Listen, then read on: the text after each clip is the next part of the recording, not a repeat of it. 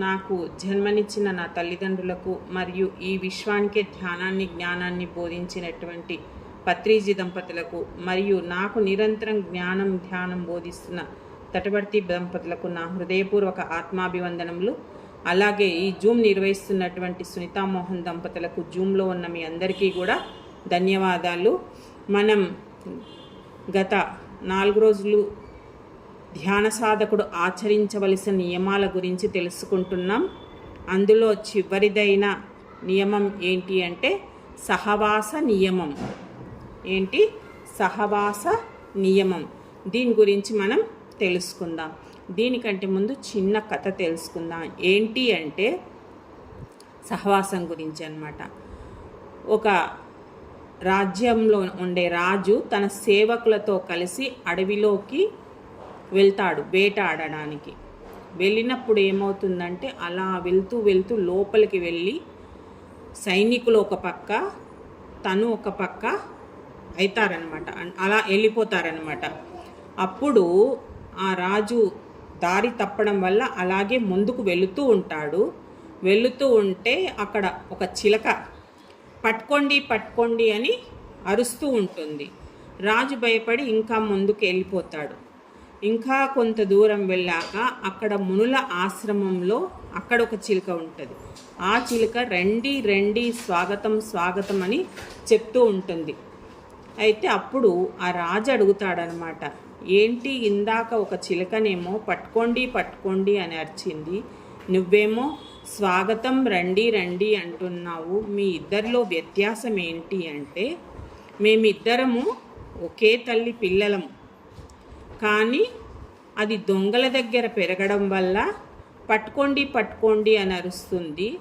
నేను మునులతో పెరగడం వల్ల ఇలా రండి స్వాగతం చెప్తున్నాను. అంటే ఎలాంటి సహవాసం చేస్తే మన గుణాలు అలా మారుతాయి అని ఇక్కడ మనం అర్థం చేసుకోవచ్చు. ఈ సహవాస నియమం అనేది కూడా చాలా ముఖ్యమన్నమాట. మన ధ్యాన మార్గంలో ముందుకు సాగాలి అనుకునే ప్రతి సాధకుడు సహవాస నియమం అత్యంత ముఖ్యమైనది. ఇది మాత్రం చాలా గుర్తుపెట్టుకోవాలి. ఎందుకంటే మనిషి ఒంటరిగా జీవించడు. అతని ఆలోచనలు, భావాలు, అలవాట్లు, ప్రవర్తన అన్నీ ఎవరితో కలిసి ఉంటాడో, ఎలాంటి వాతావరణంలో ఉంటాడో దాని ప్రభావంతో రూపుదిద్దుకుంటాయి. ఓకే, అందుకే మహర్షులు ఏమంటారంటే యదా సంగతి తదా రగతి, యదా సంగతి తదా రగతి అని చెప్పారు. అంటే నీవు ఎలాంటి వారి సాంగత్యంలో ఉంటే అలాంటి స్వభావం ఏర్పడుతుంది. నువ్వు ఎలాంటి వారి సాంగత్యంతో ఉంటే అలాంటి వారి సాంగత్యం అంటే అలాంటి స్వభావం ఏర్పడుతుంది అన్నమాట. ఇక్కడ మళ్ళీ మనం ఒక చిన్న కథ తెలుసుకుందాం. ఏంటి అంటే ఒక తల్లి కూతుళ్ళు ఉంటారన్నమాట. అంటే వాళ్ళు ఉండే ఏరియా ఏంటి, చాలా క్లాస్ ఏరియాలో ఉంటారు. చాలా పద్ధతి గల ఏరియాలో ఉండింటారనమాట. అయితే వాళ్ళ ఇంటికి ఒక అబ్బాయి వస్తుంటాడు.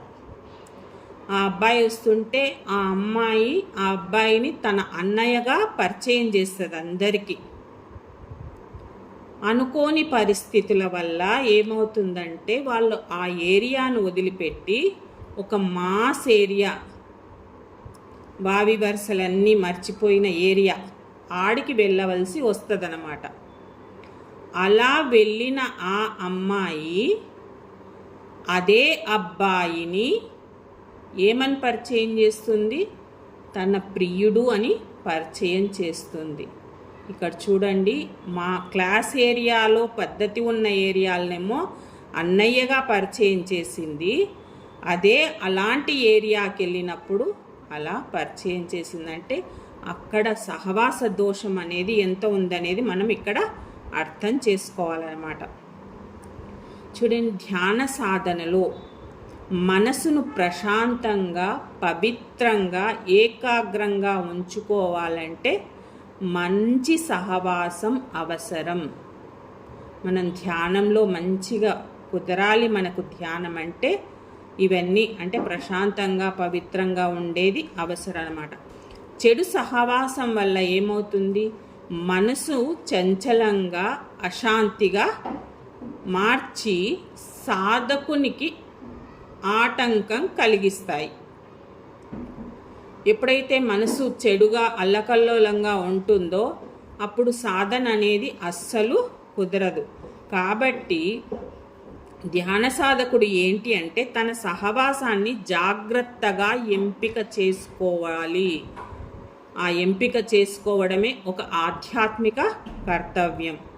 ఇంకా చూడండి, సహవాసం అనగానే కేవలం ఏమనుకుంటాం? మనుషుల సమూహమే అనుకుంటాం. అంటే మనుషులు ఒక్కటైతే సరిపోతుందేమో అనుకుంటున్నాం. అంటే కాదు. ఏంటి అంటే మనం చదివే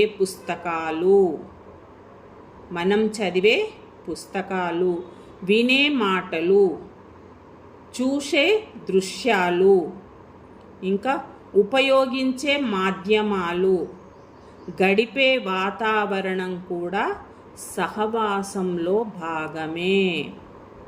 ఇవన్నీ కూడా మన సహవాసంలో భాగమే అన్నమాట. అంటే చూడండి, ఒక రోజంతా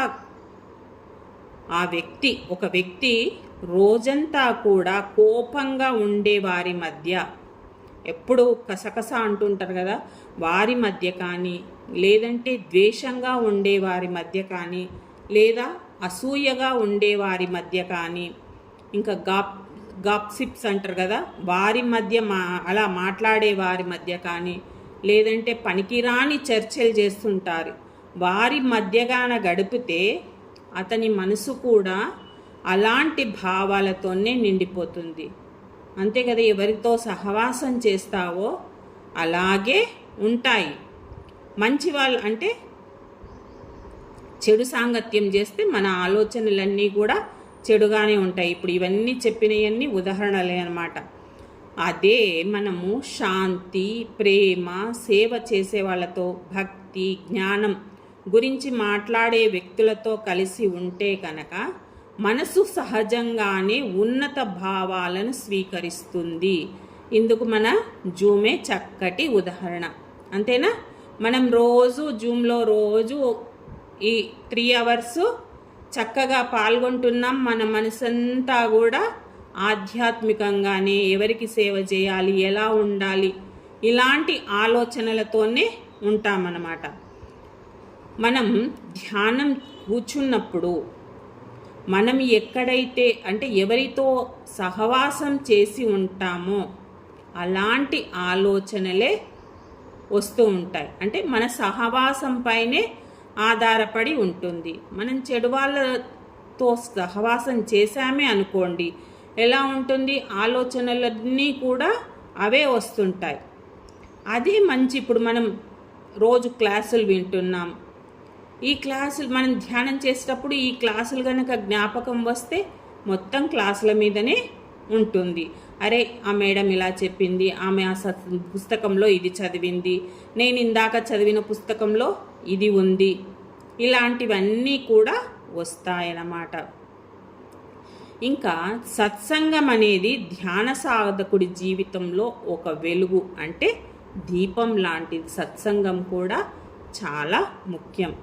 సత్సంగం అంటే సత్యాన్ని కోరుకునే, ధర్మాన్ని ఆచరించి, భగవంతుణ్ణి స్మరించే, సద్గుణాలను పెంచుకునే వ్యక్తుల సమక్షంలో ఉండడం.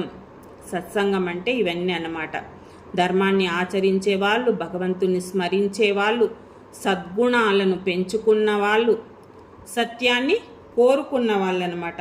వీళ్ళందరి సమక్షంలో ఉండడమే సత్సంగం. నిజమే, మంచి వ్యక్తులతో కనుక ఉంటే మన ఆలోచనలన్నీ కూడా అలాగే ఉంటాయి. అలాంటి వారి మాటలు అంటే ఎప్పుడైతే మనం వాళ్ళ మాటలు వింటామో, ప్రవర్తన చూస్తామో, వారి యొక్క జీవన విధానము మనకు ప్రేరణనిస్తాయి. ఇప్పుడు పత్రిసారిని చూసిన వాళ్ళు ఉన్నారు కదా, పత్రిసారి ఎలా జీవించేవాడు, తటవర్తి సార్ ఎలా జీవిస్తున్నాడు, వాళ్ళని చూసి వాళ్ళలాగా మనం ఫాలో అవుతాం. సారు వెల్లుల్లి తినొద్దన్నాడు, తినడు, మనం కూడా తినము. మాంసాహారం వద్దన్నాడు.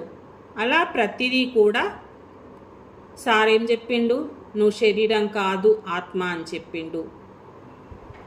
తెలుసుకున్నాం సార్ చెప్పిన మాటలు, సార్ ఆచరిస్తున్నాడు, మనం కూడా ఆచరిస్తామన్నమాట. ఇంకా అలాగే ఏంటి అంటే ధ్యాన సాధనలో ఎదురయ్యే సందేహాలు కూడా తొలగిపోతాయి. ఎప్పుడైతే మనం సత్సంగంలో ఉంటామో అప్పుడు మనకు ఏవైనా అంటే ధ్యానం చేసేటప్పుడు ఎన్నో ఎదురవుతుంటాయి, క్వశ్చన్స్ ఎన్నో వస్తుంటాయి. కానీ వాటికి మన ఆన్సర్స్ అంటే మనలో నుండే సందేహాలు తొలుగుతూ ఉంటాయని వాళ్ళు చెప్పిన క్లాసెస్ని బట్టి. ఇప్పుడు ఎవరికో ఏదో ఒక సందేహం వచ్చి ఉంటుంది, దాన్ని అడగలేకున్నా కూడా ఎప్పుడైతే టీచింగ్ చేస్తుంటారో గురువులు, అందులో నీకు సమాధానం దొరికిపోతుంది. ఇది మనందరికీ కూడా అనుభవమే. ఈరోజు నా క్వశ్చన్లకు అన్ని ఆన్సర్స్ దొరికాయని మీరే ఎన్నోసార్లు చెప్పడం జరిగింది కదా, అలా దొరుకుతాయన్నమాట. మనలో ఉన్న ఈ సత్సంగంలో ఉండడం వల్ల ఏమవుతుందంటే మనలో నిత్రాన్నంగా ఉన్న ఆధ్యాత్మిక శక్తులు మేల్కొంటాయి.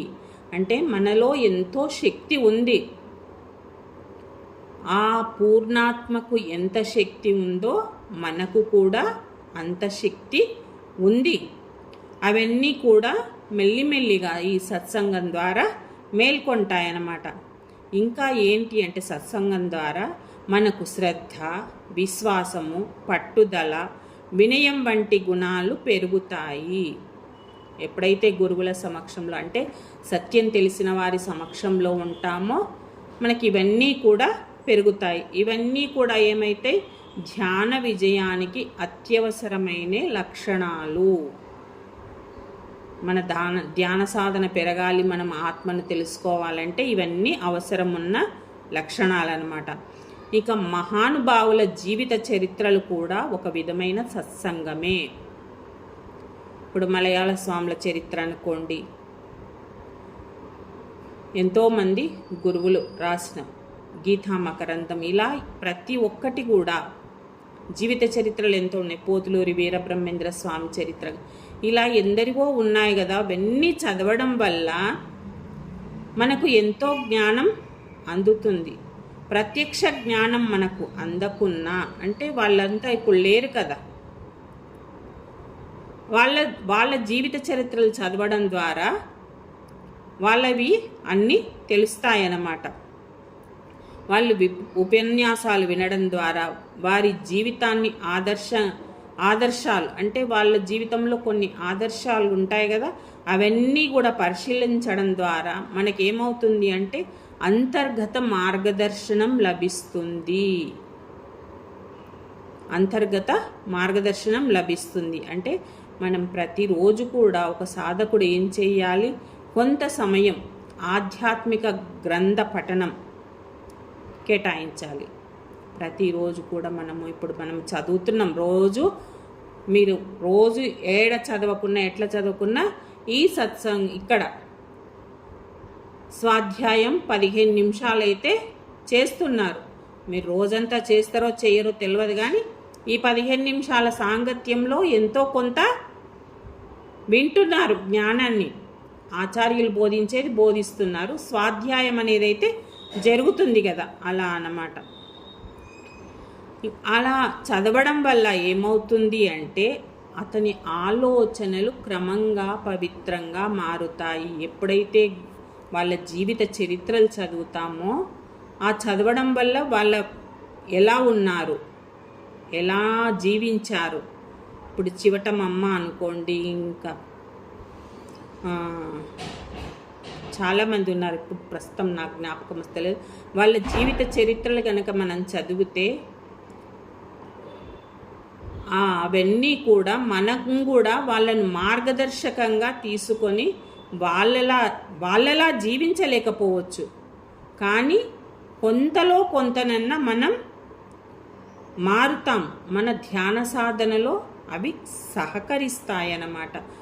మాణిక్యేశ్వరి మాత, ఆమె జీవిత చరిత్ర కూడా చదివితే మనకు బాగా అర్థమవుతుంది. అలా ఈ పుస్తకాలు కూడా ఎంతో ఉపయోగపడతాయి అన్నమాట. ఇంకా ఏంటి అంటే సహవాస నియమంలో మరో ముఖ్యమైన అంశం ఏమిటి అంటే చెడు సాంగత్యం నివారించడం. ఇది చాలా చాలా చాలా చాలా ముఖ్యం. ఈ చెడు సహవాసం అంటే ఏంటి అంటే నైతిక విలువలను తగ్గించే, అసత్యాన్ని ప్రోత్సహించే, వ్యసనాలకు అలవాటు చేసే, ఇతరుల గురించి చెడుగా మాట్లాడే, నిరాశ వ్యాపింపజేసే వ్యక్తుల సమీపం. కొందరు ఉంటారు అస్సలు ఎలా మాట్లాడతారు, ఆ మాటలకు అర్థమే ఉండదు. అలాంటి వారి సాంగత్యం ఉంటే మనం కూడా అలాగే మాట్లాడతాం. ఇంకా కొందరు అసత్యాన్ని ప్రోత్సహిస్తూ ఉంటారు. సత్యాన్ని అసలు పలకను కూడా పలకరు. ఏం కాదులే అంటే మనం సత్యం చెప్పపోయినా కూడా వాళ్ళు వినరు, వాళ్ళు చెప్పిందే కరెక్ట్. అలాంటి వారితో పాటు మనం ఉంటే మనం కూడా అలాగే తయారవుతాము. ఇక వ్యసనాల గురించి చెప్పాల్సిన అవసరమే లేదు. ఒక్కరోజు కొంచెం చూద్దాము ఏమవుతుందిలే అని టేస్ట్ చేశారా, అది రోజు అలవాటైపోతుందన్నమాట. ఇవన్నీ కూడా ఉండకూడదు. అలాంటి పరిచయాల వల్ల ఏమవుతుందంటే మొదట సాధారణంగా అనిపించినా కూడా క్రమంగా మన ఆలోచనలపైన ప్రభావం చూపుతుంది. అంతే కదా, మొదట ఏమనిపించదు, కొంచెమే అనుకుంటూ ఏదైనా చేస్తాము. ఒక్కసారి అబద్ధం ఆడితే ఏమవుతుంది, ఒక్కసారి అసత్యం చెప్తే ఏమవుతుంది, ఎవరు చూడొచ్చారు, ఏం చేస్తుంది అని అనుకుంటాం. ఆ ఒక్క మాట వల్ల తర్వాత అంటారు కదా, ఒక్క తప్పును తప్పియబోయి 100 తప్పులు ఆడవలసి వచ్చింది అని. అలా చిన్నయే పెద్దగా అవుతాయి. చూడండి, ఒక చిన్న నిప్పురవ్వ ఉంటుంది, అదేమవుతుంది, పెద్ద అగ్గినే సృష్టిస్తుందన్నమాట. అందుకని చిన్న అలవాటే అనుకుంటాం, కానీ ఈ ఆధ్యాత్మికంగా ఎదగాలి అంటే ఆ చిన్న తప్పే చాలా దెబ్బ తీస్తుంది. అందుకని ఎప్పుడు కూడా చిన్న తప్పు అని ప్రోత్సహించకండి, మీరు చేయకండి. అందువల్ల ఎవరి పట్ల ద్వేషం లేకుండా మన ఆధ్యాత్మిక లక్ష్యాన్ని కాపాడుకునేందుకు అలాంటి ప్రభావాల నుండి దూరంగా ఉండడం అవసరం అన్నమాట. మళ్ళీ చెడు సహవాసాలు వద్దన్నం వాళ్ళని ద్వేషించాలనా అంటే వాళ్ళని ద్వేషించాల్సిన అవసరం లేదు, వాళ్ళకు దూరంగా ఉంటే సరిపోతుంది. ఇక ధ్యాన సాధకుడు తన కుటుంబ సభ్యులతో, స్నేహితులతో, సహచర్యులతో ప్రేమగా, గౌరవంగా మెలగాలి. అప్పుడే మన ధ్యాన సాధన సులభంగా కుదురుతుంది అన్నమాట. ఇక సహవాస నియమం అంటే అందరూ ఏమనుకుంటారు, అందరినీ విడిచిపెట్టి ఒంటరిగా జీవించాలనేమో అనుకుంటారు. ఎవరితో సహవాసం వద్దు, నేను ఒక్కరినే ఉండాలి అని అనుకుంటారంటే కాదు.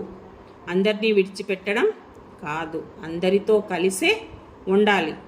ఎవరితో కలిసినా, నువ్వు ఎవరితో జీవించినా ఏంటి, మన అంతరంగ శాంతిని కాపాడుకోవాలి. నువ్వు ఎవరితోనైనా ఉండు, కానీ మన అంతరంగాన్ని కాపాడుకోవాలన్నమాట. అలాగే మంచిని స్వీకరించాలి. ఇప్పుడు ఎన్నో మాటలు మాట్లాడుతూ ఉంటారు, ఎవరెవరో పనికొచ్చినవి, పనికి రానివి, అవసరం ఉన్నాయి, అవసరం లేనివి. కానీ అందులో మనకు ఏది ఉపయోగపడుతుంది, మన ఆత్మ ఎదుగుదలకు ఏది అవసరం అవుతుంది అనేది చూసుకొని అవిటిని స్వీకరించాలి. అస్సలు చెడును అనుసరించకుండా ఉండాలి. వాళ్ళు ఎన్నో చెప్తుంటారు, వాటిని ఏవి అనుసరించకూడదు. ముఖ్యంగా ఈ నియమం యొక్క అసలు ఉద్దేశం అదే అన్నమాట. ఇంకా కుటుంబంలో బాధ్యతలు నిర్వహిస్తూ కూడా మంచి సహవాసాన్ని కొనసాగించాలి అన్నమాట. మన ప్రవర్తన ద్వారా ఇతరులకు కూడా సత్సంగ ప్రభావం అందించవచ్చు. ఈ సెంటెన్స్ చాలా ముఖ్యమైనదండి. అంటే మనం ప్రవర్తించే ప్రవర్తన ద్వారానే ఇతరులు కూడా నేర్చుకుంటారు. నువ్వు మంచిగా మాట్లాడి, నువ్వు మంచి ఆధ్యాత్మిక విషయాలు ఒక భగవద్గీతనే తీసుకోండి, లేదంటే మనం చెప్పే ఈ సబ్జెక్ట్లే తీసుకోండి, మంచిగా బోధించారనుకోండి, వాళ్లకు ప్రోత్సాహకరంగా ఉంటుంది. అరే ఆమె దగ్గరికి వెళ్తే మంచి మాటలు వింటాము అనేది ఉంటుందన్నమాట. ఇక నేటి కాలంతో మనం చూస్తే, నేటి కాలంలో డిజిటల్ సహవాసం చాలా ప్రభావవంతంగా మారింది. ఏంటంటే సామాజిక మాధ్యమాలు అంటే ఏంటి అంటే ఆన్లైన్లో ప్రజలంతా ఆన్లైన్లో కలుసుకొని, అంటే నెట్ ద్వారా మాట్లాడుకుంటుంటారు కదా, మరియు సమాచారాలను పంచుకుంటారు. అలాగే వీడియోలు, వార్తలు, వినోద కార్యక్రమాలు ఇవన్నీ కూడా మన మనసుపై గణనీయమైన ప్రభావం చూపుతూ ఉంటాయి. అంతే కదా, ఇక ఒక్కసారి ఆన్ చేసిండ్రా ఫేస్బుక్ అనుకోండి, ఇన్స్టాగ్రామ్ అనుకోండి, ఇంకా ఏవేవో ఉన్నాయి కదా, టట్టర్ అని మస్తుగా ఉన్నాయి, అవన్నీ గాన ఒక్కరు మెసేజ్ పెట్టిండ్రంటే ఇంకా ఒకరికి అసలు టైం కూడా తెలియదు. గంట అయిపోతుంది, 2 గంటలు అయిపోతుంది, 10 గంటలు అయిపోతుంది, అయినా కూడా టైం అనేది తెలియదు, గడిచిపోతుంది. ఎంతో నష్టపోతాం. ఒక సాధకుడు కూడా ఇదంతా దూరంగా ఉంటే ఎంతో మేలు. చూడండి, ఒక సాధకుడు రోజంతా కూడా నెగిటివ్ సమాచారాన్ని, వివాదాలని, కోపాన్ని, రెచ్చగొట్టే విషయాలను చూస్తూ ఉంటే ధ్యాన సమయంలో మనసు ప్రశాంతంగా ఉండదు. ఇప్పుడు ఈ డిజిటల్దే వాడుకుందాం, ఈ ఇన్స్టా అనుకోండి, ఫేస్బుక్ అనుకోండి, ఇవన్నీ చూస్తూ నువ్వు ధ్యానానికి గనక కూర్చుంటే నీకు ధ్యానం కుదురుతుందా? అస్సలు కుదరదు. ఏమవుతుంది, అవే ముద్దుగా సినిమాలాగా ఒకటెనక ఒకటి వస్తూ ఉంటాయన్నమాట. అందువల్ల ఈ డిజిటల్ని కూడా మనకు ఎంత అవసరమో, మనకు ఏది అవసరమో ఉపయోగించొద్దని కాదు. ఇప్పుడు యూట్యూబ్ ఉందనుకోండి, యూట్యూబ్లో మనకు ఆధ్యాత్మికంగా ఎన్నో విషయాలు వస్తున్నాయి, అవిటిని చూడండి, దానివల్ల నష్టం లేదు.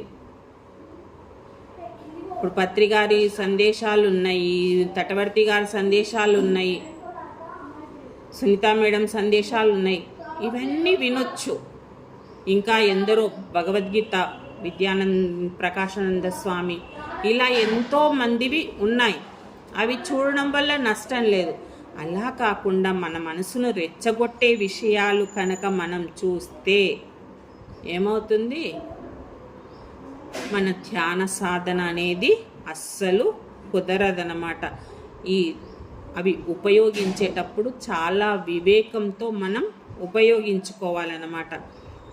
మనకు జ్ఞానాన్ని ఏది పెంపొందిస్తుంది, మనకు ఏది స్ఫూర్తిదాయకంగా ఉంటుంది, మన ఆధ్యాత్మిక విలువలు ఎలా బలపరుస్తాయి, ఎలా తెలుస్తాయి, ఈ విషయాలను మనం ఎక్కువగా చూడాలి, స్వీకరించాలి, తెలుసుకోవాలి అన్నమాట. ఇక సహవాస నియమం అనేది మన మాటలలో కూడా ప్రతిఫలించాలి.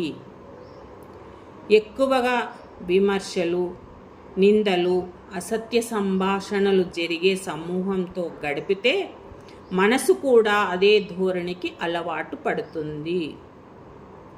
మన మాటలు, ఇప్పుడు నలుగురు కలిసి ఉంటారు, సాయంత్రం పూట అయితే పల్లెటూరులో కానీ అమ్మలక్కలందరూ కలుస్తారు, ఏముంటుంది, ఆయమ్మ ఆ ఇంటమ్మది, ఈ ఇంటమ్మది, ఇంకా ఇవే ముచ్చట్లు ఉంటాయి.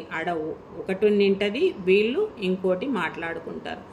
ఆ ముచ్చట్ల వల్ల ఏమవుతుంది, మన మనస్సు అదే విధంగా తయారవుతుంది.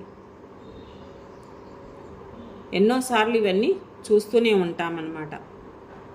అందుకని ధ్యాన సాధకుడు ఏంటి అంటే అవసరమైనప్పుడు మాత్రమే మాట్లాడాలి. ఎంత తక్కువగా మాట్లాడితే అంత శ్రేయస్కరం.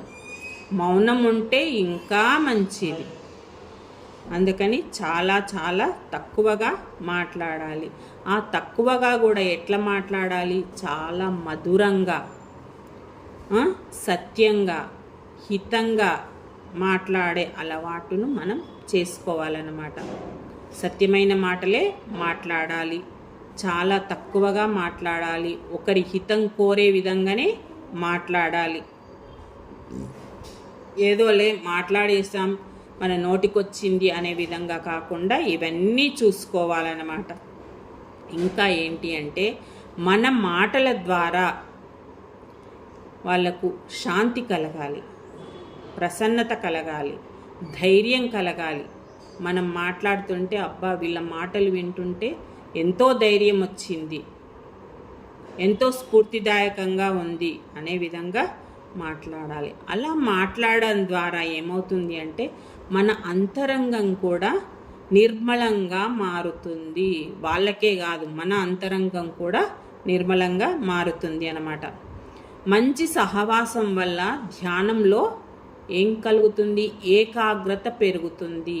మనం మంచి సహవాసం, ఇప్పుడు ఈ జూమ్లో అందరం దాదాపు 50 మంది ఉన్నాం. ఈ మంచి సహవాసం వల్ల ఏమవుతుంది, మనం ధ్యానంలో కూర్చున్నప్పుడు ఎంతో ఏకాగ్రత పెరుగుతుంది. అదే బయట ఎవరితో నువ్వు కూర్చున్నామంటే ధ్యానంలో అస్సలు కూర్చోలేము. ఎందుకంటే మన చుట్టూ ఉన్న వ్యక్తులు మన లక్ష్యాన్ని గౌరవిస్తే మన సాధనకు ప్రోత్సాహం లభిస్తుంది. ఇక్కడ మనమందరం ఒకరికొకరం ధ్యానంలో అందరం ఎదగాలి, ధ్యాన సాధన బాగా కుదరాలని ఒకరికొకరం గౌరవించుకుంటున్నాం. ఇప్పుడు అక్కడ సెంటర్కే వెళ్తాము, జడ్చెల్ల సెంటర్కి వెళ్ళినప్పుడు ఎలా ఉంటుంది, ఎలాంటి సౌండ్ చేయకుండా కాళ్ళకి గజ్జెలున్నా అవి తీసి సౌండ్ వస్తుంది అంటే వాళ్ళని గౌరవిస్తున్నాం. వాళ్ళకి ఎలాంటి డిస్టర్బెన్స్ కాకుండా, వాళ్ళని భంగపరచకుండా గౌరవించి మనం కూర్చుంటున్నాం అన్నమాట. అలా మన సాధనకు ప్రోత్సాహం లభిస్తుందన్నమాట. అలాంటి వాతావరణంలో మనం క్రమశిక్షణతో ధ్యానం చేయగలుగుతాం. అంతే కదా. ఇక ఒక సాధకుడు తన అనుభవాలను ఇతర సాధకులతో పంచుతున్నప్పుడు పరస్పర ప్రేరణ ఏర్పడుతుంది. ఇది కూడా అనుకుంటున్నాం కదా, ధ్యానం చేయడం వల్ల నాకు ఆరోగ్యం ఎంతో బాగుంది, నా మనసు ప్రశాంతంగా ఉంటుంది అని ఒకరికొకరు చెప్పడం వల్ల ఏమవుతుంది, మరి ఇంకొకళ్ళు కూడా ధ్యానంలోకి రావడానికి మార్గం ఉంటుంది. ఇప్పుడు సునీత మేడంకి అలా షవరింగ్ ఉండడం వల్లే తాను ధ్యానంలోకి రావడం జరిగింది. తాను బాగుపడమే కాకుండా అందరూ బాగుపడాలనే ఉద్దేశంతోనే ఏం చేసింది, ఒక పిరమిడ్ సెంటర్ని ఏర్పాటు చేసింది. చేయడం వల్ల ఇప్పుడు ఎంతోమంది గత 15 సంవత్సరాల నుంచి ఎంతోమంది అక్కడికి వెళ్ళడం, ధ్యానం చేయడం, ఎంతోమందికి ప్రేరణ, స్ఫూర్తి కలుగుతుందన్నమాట. ఇంకా సాధనలో ఎదురయ్యే కష్టాలను కూడా అధిగమించేందుకు ధైర్యం కూడా లభిస్తుందన్నమాట. అలాగే ఆధ్యాత్మిక సాంప్రదాయాలు సత్సంగంని విముక్తి మార్గంగా పేర్కొంటాయి. ఇక సహవాస నియమం అనేది మన ఆలోచనలను పరిశీలించమని కూడా బోధిస్తుంది. అంటే బయట ఉన్న వ్యక్తులే కాదు, మన అంతరంగంలో నిరంతరం తిరిగే ఆలోచనలు కూడా ఒక రకమైన సహవాసమే. ఈ పాయింట్ నోట్ చేసుకోండి. సహవాస నియమము మన ఆలోచనలను పరిశీలించమని కూడా బోధిస్తుంది. బయట ఉన్న వ్యక్తులే కాదు, మన అంతరంగంలో నిరంతరం తిరిగే ఆలోచనలు కూడా ఒక రకమైన సహవాసమే. మళ్ళొకసారి చెప్పారు. చూడండి, సహవాసం అంటే ఏమనుకుంటాం, బయటి వ్యక్తులతో చేసేదే సహవాసము అనుకుంటాం మామూలుగా, అందరికీ తెలిసిందే అదొక్కటే. కానీ మన మనసులో, మన అంతరంగంలో ఎన్నో ఆలోచనలు తిరుగుతూ ఉంటాయి. మంచివి తిరుగుతుంటాయి, మంచి ఆలోచనలు వస్తుంటాయి, చెడు ఆలోచనలు వస్తుంటాయి. మంచి ఆలోచనలు పర్వాలే, మనకు ఆధ్యాత్మికంగా కానీ కుటుంబ పరంగా కానీ ఓకే. కానీ చెడు ఆలోచన వల్ల ఏమవుతుంది, ఎన్నో నాశనాలు జరుగుతాయన్నమాట. ఏంటి, అదే పనిగా ఒకటే ఆలోచన వస్తూ ఉందనుకోండి, ఒకరిని చంపాలి అనే ఆలోచన వస్తూ ఉందనుకోండి, ఏం చేస్తాడు వాడు, ఏదో విధంగా వాడిని చంపాలి అని ఎన్నో విధాలుగా ప్రయత్నాలు చేస్తూ ఉంటాడు. అందుకని మన ఆలోచనలు కూడా చాలా చాలా జాగ్రత్త ఉండాలి. బయటి వ్యక్తులే కాదు, సహవాసం మన ఆలోచనలు కూడా అనేది. ఇంకా కోపంగా ఉండడం కానీ, భయంగా ఉండడం కానీ, అసూయ, అహంకారం, ఇవన్నిటికి గాన మన మనసులో స్థానం ఇస్తే ఏమవుతాయి, అవే మన సహచరులు అవుతాయి. మామూలుగా మనం సహవాసం బయట సహవాసం కాదు, ఇవన్నీ కూడా మనం పదే పదే తలుచుకోవడం వల్ల, పదే పదే కోపంగా ప్రకటిస్తూ ఉంటే, ఇంకా భయంగా కొందరికి ఉంటుంది, ప్రతి దానికి భయపడుతూ ఉంటారు. అది అలాగే ఉంటుంటే అది కూడా ప్రతి క్షణం ఇంకా భయపడుతూనే ఉంటారన్నమాట. కొందరికి అసూయ, కొందరికి అహంకారం, ఇవన్నీ ఉంటాయి. ఇవన్నీ కూడా మనం మనస్సులో స్థానం ఏర్పరచుకుంటాయి. అందుకని అది కూడా మనం చూసుకోవాలి. అలా కాకుండా ప్రేమ, కరుణ, క్షమ, దయ, భక్తి వంటి భావాలను కనుక మనం అలవర్చుకుంటే, అంటే ఎవరిని చూసినా ప్రేమతో మాట్లాడడము, ఇంకా ఎవరిని చూసినా కరుణతో ఉండడము, ఎవరైనా తప్పు చేస్తే క్షమించగలగడము, ఇంకా అందరిపైన దయ చూపించగలగడము, అందరి పట్ల భక్తిభావంతో ఉండడము, ఇవన్నీ కనుక మనలో ఉంటే మన అంతరంగం సహవాసం చాలా బాగా మారుతుందన్నమాట. మనం ఎప్పుడైతే ప్రేమతో ఉంటామో మన అంతరంగం కూడా ఎంత ఆనందంగా ఒక పువ్వులాగా విచ్చుకుంటుంది. స్వతగా అనుభవిస్తే కానీ ఇది తెలియదు. మన అంటే అందరికీ అనుభవమే, కానీ మనది మనం అబ్జర్వ్ చేసుకుంటే తెలుస్తుంది. ఎవరికన్నా ఇంత సహాయం చేసినప్పుడు ఎంత సంతోషం కలుగుతుంది కదా. గ్లాస్ నీళ్ళు ఇచ్చినా సరే వాడు ఆనందం, వాడి మొహంలో ఆనందం కనిపించింది అనుకోండి, మనకు కూడా ఎంతో ఆనందం కలిగిస్తుంది. అప్పుడు మన హృదయం ఇలా విచ్చుకుంటుంది. ఇవి బాగా అబ్జర్వ్ చేసుకోండి. అంటే మనకు కలుగుతుంది అంత మనలో, కానీ మనం దాన్ని పరిశీలించక ఏదోలే అనుకుంటాం. కానీ చేసిన ప్రతి పనిని కూడా, అంటే కోపంగా చేసినప్పుడు చూడండి, ప్రేమతో చేసినప్పుడు చూడండి ఎలా ఉంటుంది మన హృదయం. బాగా అబ్జర్వ్ చేస్తే మీకు తెలుస్తుంది అన్నమాట. అందుకని ప్రతి ధ్యాన సాధకుడు ఏం చేయాలంటే, ప్రతి ఆ రోజు కూడా తన ఆలోచనలు, తనకు వస్తున్న ఆలోచనలను గమనిస్తూ, అంటే చెడు ఆలోచనలు వస్తున్నాయా, మంచి ఆలోచనలు వస్తున్నాయా అనేది గమనిస్తూ శుభభావాలను పెంచుకోవాలి, మంచి ఆలోచనలు పెంచుకోవాలి, ఎప్పుడు శుభంగా ఉండేది విధంగా చూసుకోవాలన్నమాట. ఇంకా సహవాస నియమము ఆధ్యాత్మిక వికాసానికి రక్షణా కవచం లాంటిది. ఆధ్యాత్మికంగా ఎదగాలి అనుకున్న వాళ్ళకి ఈ సహవాస నియమం చాలా చాలా ఒక రక్షణ, మనకి రక్షణ రేఖ అంటారు కదా, అలా అన్నమాట. ఇది మన జీవితంలో శాంతిని, స్థిరత్వాన్ని, సద్గుణాలను పెంచుతుంది. ఎప్పుడైతే మంచి సహవాసంలో ఉంటామో అవన్నీ కూడా ఆ సహవాసం వల్ల మనకు ఈ గుణాలు పెరుగుతాయన్నమాట. అలాగే ఈ సహవాసం వల్ల మన మనస్సు కూడా ఎంతో శుద్ధి చెందుతుంది. మంచి సహవాసం ఉన్నప్పుడు మంచిగానే ఉంటుందన్నమాట. ఇక ఎప్పుడైతే శుద్ధమైన మనసుతో మనం ఉంటామో మన ధ్యానం కూడా ఎలా ఉంటుంది, సుదీర్ఘంగా సాగుతుందన్నమాట. ఎంతసేపైనా చెయ్యగలుగుతాం. అలాగే మన అంతరంగం కూడా నిశ్శబ్దం పెరుగుతుంది. మన అంతరంగం, ఎన్నో ఆలోచనలు ఉంటాయి కదా, మన ధ్యానం లోతుల్లోకి సాగే కొద్దీ మన అంతరంగం కూడా నిశ్శబ్దం పెరుగుతుందన్నమాట.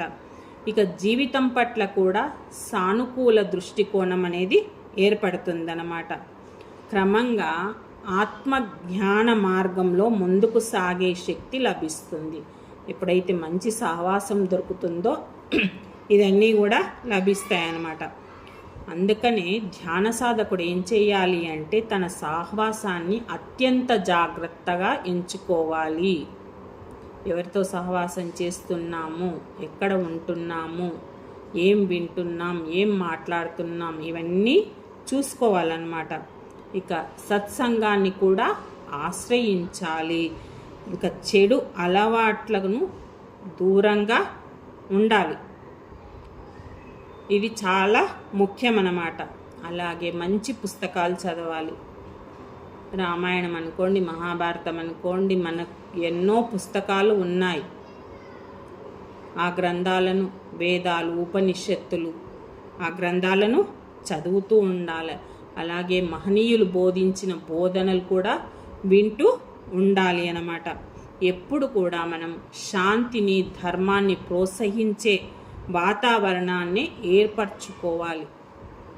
ఇంకా అప్పుడు ఏమవుతుందంటే మన సహవాస నియమం కేవలం ఒక నియమంగా కాకుండా జీవన విధానంగా మారి ధ్యాన సాధనను విజయవంతంగా, ఆనందమయంగా, ఆధ్యాత్మికంగా ఉన్నత స్థాయికి తీసుకెళ్తుంది. మన సహవాసం, మంచి సహవాసం కనుక ఏర్పరచుకుంటే ఇన్ని లాభాలు పొందుతామన్నమాట. Okay friends, thank you.